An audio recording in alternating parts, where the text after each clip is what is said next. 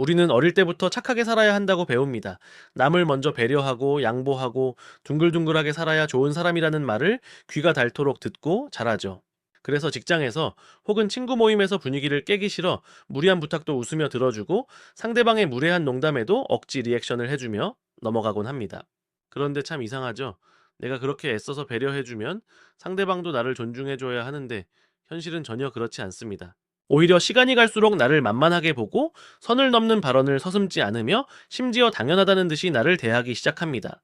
결국 집에 돌아오는 길에 밀려오는 것은 깊은 회의감과 찝찝한 분노뿐입니다. 내가 왜 거기서 바보같이 웃고만 있었을까? 왜 단호하게 한마디 하지 못했을까?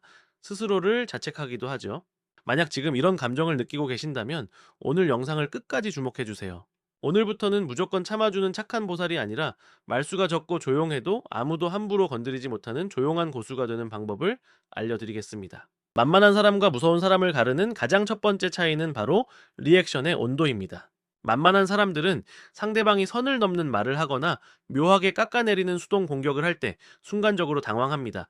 그리고는 그 서먹한 분위기를 견디지 못해서 영혼 없는 웃음으로 무마하려고 하죠. 미소라는 방패 뒤로 자신의 상처를 숨기는 겁니다. 하지만 인간관계의 고수들은 절대 그렇게 행동하지 않습니다.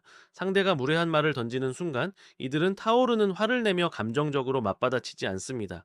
대신 아주 차가운 무표정으로 리액션의 온도를 완전히 뚝 떨어뜨립니다.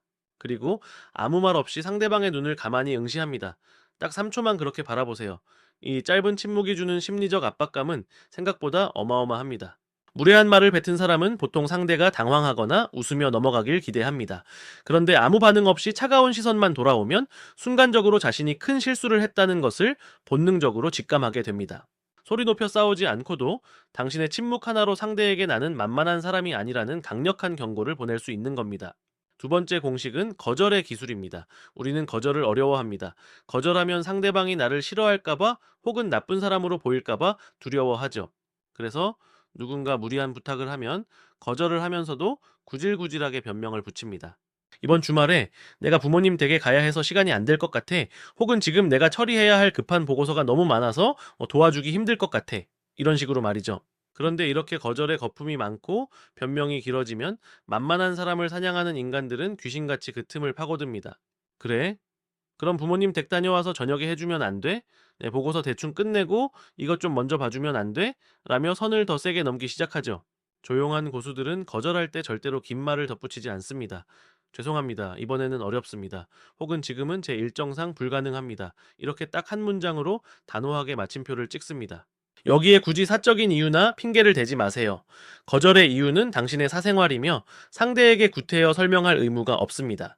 거품을 뺀 단호한 거절은 상대방으로 하여금 더 이상 협상의 여지가 없음을 깨닫게 만들고 당신을 함부로 설득할 수 없는 묵직한 사람으로 인식하게 만듭니다. 마지막 세 번째 공식은 자신을 보호하는 정보의 방어벽을 세우는 것입니다. 만만한 사람들의 특징 중 하나는 사람들과 빨리 친해지고 싶어서 혹은 어색함을 깨고 싶어서 내 정보를 과도하게 털어놓는다는 점입니다. 자신의 콤플렉스, 사생활의 고민, 과거의 실패담까지 가감없이 이야기하죠.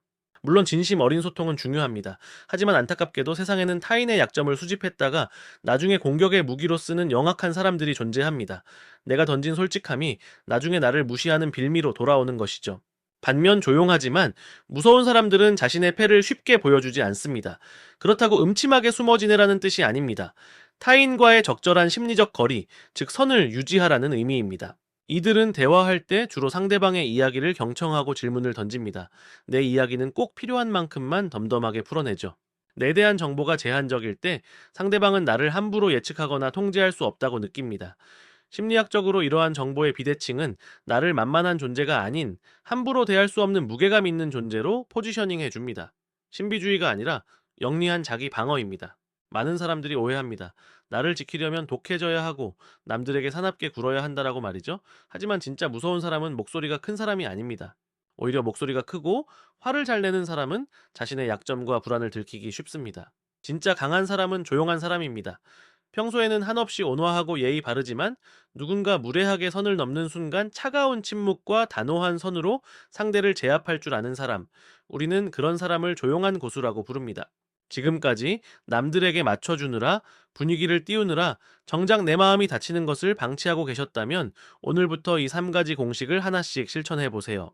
리액션의 온도를 낮추고 거절해서 거품을 빼고 내 패를 아끼는 것만으로도 주변의 공기가 달라질 것입니다. 여러분의 착함과 배려는 아무에게나 낭비하기엔 너무나 소중한 가치입니다. 그 소중한 마음을 알아주고 존중해주는 사람들에게만 베푸세요. 착함이 여러분의 약점이 아니라 가장 강력한 무기가 될 수 있도록 스마트 세이버가 늘 응원하겠습니다. 오늘 영상이 도움이 되셨다면 구독과 좋아요 부탁드리며 다음 시간에도 내 삶을 지키는 더 유익한 심리 기술로 찾아오겠습니다. 감사합니다.